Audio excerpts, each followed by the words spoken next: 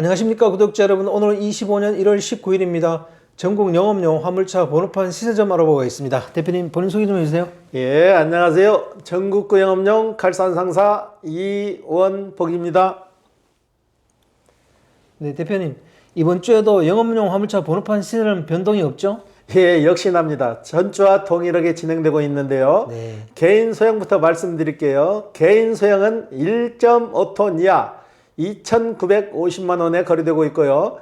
개인 소형 전기차 넘버 2,700만 원, 개인 중형 1.5톤 초과 16톤 이하 2,750만 원에 거래되고 있습니다. 출애라는 5,800만 원, 덤프 오더는 3,600만 원에 거래되고 있습니다. 네, 대표님 이 시세가 정말 너무 변동이 없는데요. 그러면 장기적인 시세를 어떻게 보고 계세요? 장기적인 시세도 지금 이런 형태로 넘버 시세가 형성돼서 흘러가는 게 극히 이례적인데요. 네. 지금 몇 년간 이 시세에서 벗어나지 못하고 있는 거예요. 네. 우리나라 교통부 장관으로 취임했던 분이 나와가지고 말 한 번 잘못하면서부터 이 시세가 하락기를 걸었거든요. 넘버 시세가. 네. 법인 넘버를 개인한테 돌려준다 해가지고 그걸 발표해가지고 그분이 그 이행도 못하고 중간에 관둬버렸어요. 관두다 보니까 이 시세만 가격만 내려놓은 거 꼴이 된 거예요. 네. 실질적으로 근데 그 넘버 가격이라는 것은 하루아침에 형성된 게 아니고 전에부터 2004년부터 넘버 시세가 형성돼서 내려온 거예요. 너무 포화 상태가 되니까 다시 묶어서 2004년부터 50만 원, 100만 원 하던 게 자연스럽게 올라서 이 넘버 시세가 형성됐는데 이 넘버 시세가 갑자기 폭락하게 된 거는 교통부 장관으로 나왔던 모 장관이 나와가지고 법인 임대 넘버를 뺏어가지고 개인한테 불화해준다. 그건 법적으로 되지도 않는 말을 해가지고 희지부지하고 끝나버렸잖아요. 그러고 피해 사례 조사해가지고 뭐 보상이라도 금방 해줄 것 같이 피해 사례만 조사했지만 그 결과는 없잖아요. 네. 그리고 괜히 남박 가격만 흔들어 놓고 끝나버린 거죠. 그러니까 기존에 갖고 있던 사람들은 손해를 많이 보신 거예요. 예. 그리고 지금 경기가 너무 없다 보니까 남박값도 오르지도 않고 내리지도 않고 이 시세를 그냥 겨우 명맥을 유지하고 흘러가고 있는 거예요. 예. 대표님 이렇게 번호판이 쌀 때요. 개인 소형이나 개인 중형 지입번호를 쓰시는 분들이 이렇게 갈아타면 좋을 것 같은데요. 지금 기존에 개인 소형 쪽에서는 많이 없는데 개인 중대형에서는 지입번호 쓰시던 분들이 자연스럽게 지금 개인 걸로 갈아타죠. 개인 걸로 갈아타는데 이분들 같은 경우에는 들어갔을 때 지입번호 처음에 갔을 때 수수료 명목으로 돈을 내고 가신 분들이에요.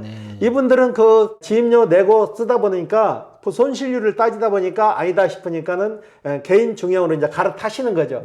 이분들 같은 경우는 그동안 지입료 내고 수수료 내고 다 해서 했던 분들이에요. 근데 이분들이 그분 한 푼도 못 받았고 나오잖아요. 그래서 지입차들은 요즘 선호를 안 하고 개인적으로 몰리는 거예요. 예. 지입번호 쓰면 수수료 얼마를 받아요?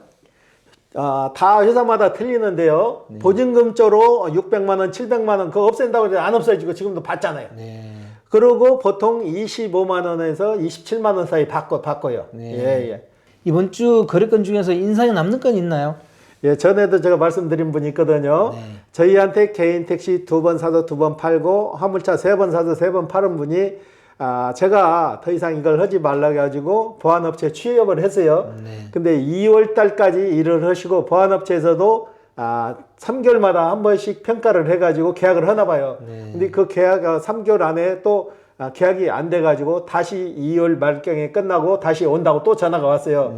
그래서 이분이 오면 다시 제가 어떻게 상담을 해야 할지 모르겠어요. 뭘 다시 권해서 해야 될지 모르겠는데 이분 같은 경우도 적응을 못 하시는 분들이 많아요. 예. 그분 같은 경우에는 다른 직업을 알아보는 게 나을 것 같은데요. 그래서 제가 이거 못하게 다른 취업까지 알선해드렸는데 거기서도 그게 적응이 좀 잘 안 되시나 봐요. 사회적으로 적응을 못 하시는 분들도 종종 와요.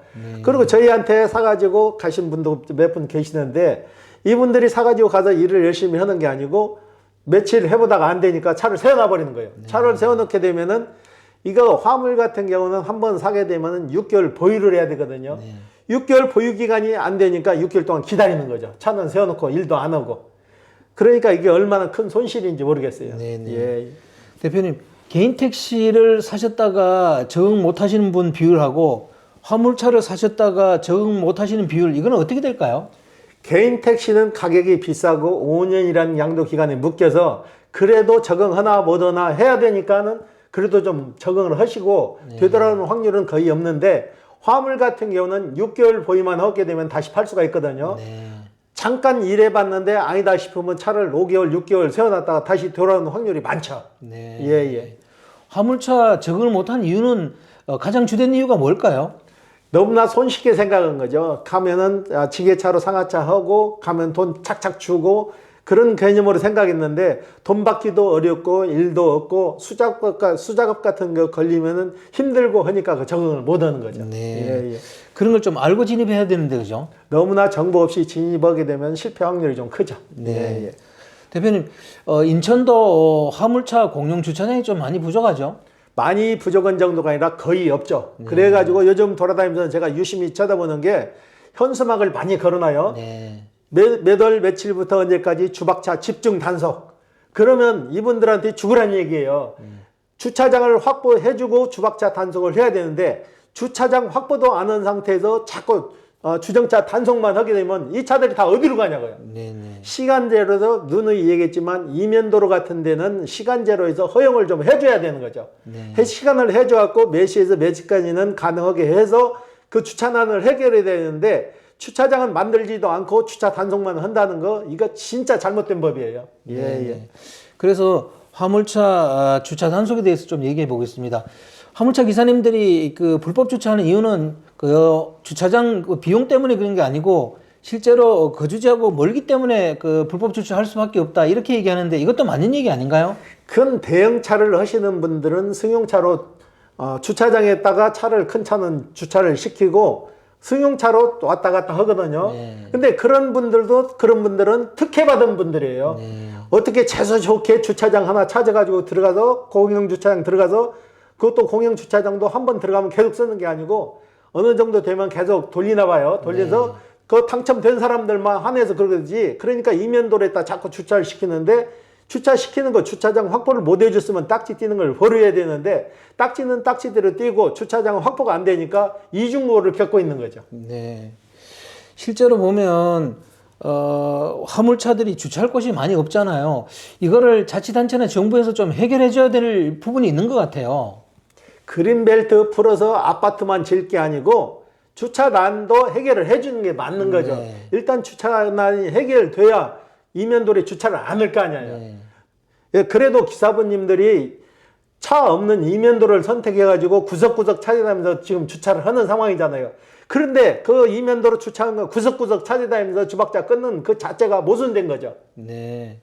제가 생각할 때는 그 외곽에 놀고 있는 땅 있잖아요. 이걸 정부나 자치단체에서 발굴해가지고 그 토지 임대주한테는 임대료를 주고 화물차 기사님들은 거기다 주차를 하는 그런 식으로 만들어가면 좋을 것 같은데, 대표님은 여기에 대해서 어떻게 생각하세요? 당연히 그렇게 해줘야 되는데, 지금 그린벨트 풀어서 아파트 치면 채산성이 좋으니까 그건 많이 하잖아요. 그렇지만 그린벨트 풀어서 주차장 만들면 수익이 안 나오니까 정부에서 진행을 안 하는 거죠. 그러니까 자꾸 불법을 조장하는 거죠. 주차장을 확보해놓고 주차 단속을 해야 되는데, 주차장도 없는 상태에서 몰아붙이면서 이면도로에 주차시키는 것까지 구석구석 찾아다니면서 주박차 딱지를 띄잖아요. 그거 잘못돼도 한참 잘못된 거죠. 그 주차장이 없는 상태에서 그렇게 주차 단속을 하면 화물기사님들 어떻게 하라는 거예요?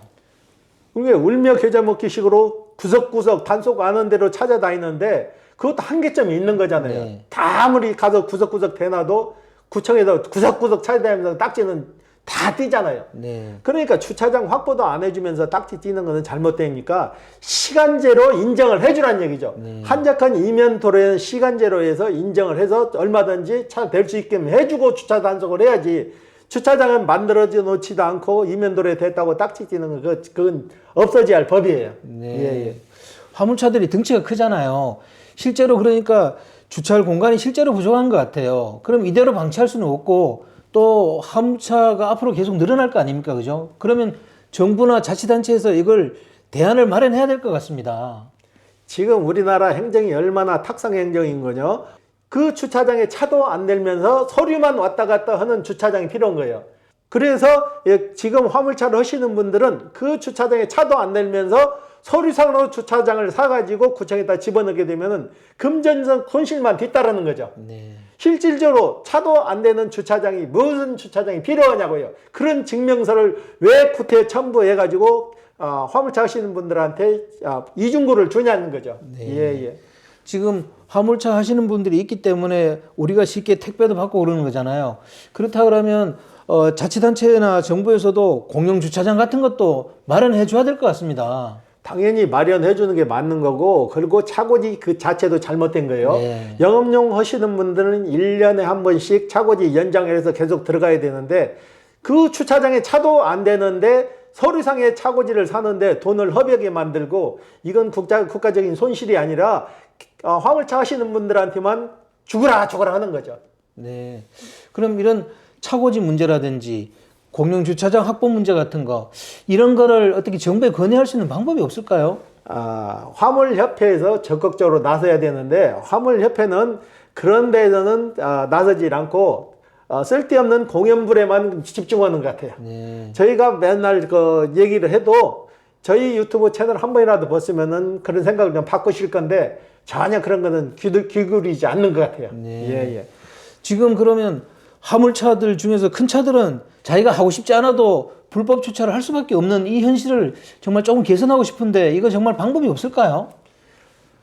이면도로에다 차 세워가지고 한 달에 두세 번 주박차 안 뛰는 사람들 거의 없을 거예요. 네. 그렇다고 주차장이 있으면은 당연히 주차비 내고 주차장으로 들어가죠. 네. 그렇지만 주차장이 없으니까 못 들어가는 거예요.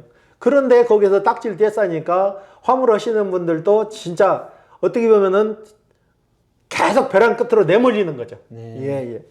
이런 건 자치단체는 정부의 건의도 잘 해결이 안 되니까 지금 이렇게 방치해 놓은 거겠죠, 그죠? 돈이 안 되는데 주차장 만들겠냐고요. 네. 주차장 안 만들지. 적은 차는 어디에 대도 딱지 떼도 주박차는 안 띄잖아요. 네. 딱지 떼도 금액이 적은데 화물차는 딱지를 띄면 주박차를 띄면 20만 원, 저 20만 원 알고 있거든요. 네. 금액이 크잖아요. 그거 한 번 해서 끝나는 게 아니고 그분이 차 소유하고 계실 때는 계속 뛸 거 아니에요. 네. 돌아다니면서. 그게 참 문제죠. 네. 예, 예. 오늘은 화물차 주차 문제를 얘기해 봤는데 화물차 문제가 정말 많은 것 같아요. 앞으로 좀 하나씩 다뤄봐야 될 것 같습니다. 화물차는 주차 문제뿐만 아니라 유가 보조도 문제가 네. 되는 거고요. 그다음에 기름값도 많이 보조를 해줘야 돼요. 네. 지금 화물차 하시는 분 유가 보조 몇 분 되지도 않고 그 정해진 양도 설정을 해서 그 양을 넘으면 개인 돈으로 다 100% 내야 되는데 이거 잘못된 거 다 그때도 고쳐야 돼요. 네. 예, 예. 그래서 대표님 다음 주에는 개인 택시가 받는 유가 보조금, 화물차가 받는 유가 보조금 비교해서 한번 인터뷰 한번 하시죠. 예, 예. 네, 오늘 인터뷰 감사드립니다. 예. 네, 구독자 여러분, 오늘은 25년 1월 19일입니다. 화물차 여러 가지 문제가 많은데 오늘은 화물차 공영 주차장 문제에 대해서 한번 다뤄봤습니다. 주차할 곳을 마련해 주지 않고 이게 불법 주정차 단속만 하니까 화물기사님들이 거기에 대해서 불만이 많은 것 같습니다. 이걸 정부나 자치단체에서 좀 해결해 줬으면 좋겠습니다. 자, 호화제는 다음 주에 또 다른 주제로 구독자 여러분 찾아뵙겠습니다. 안녕히 계십시오. 호호 아재였습니다.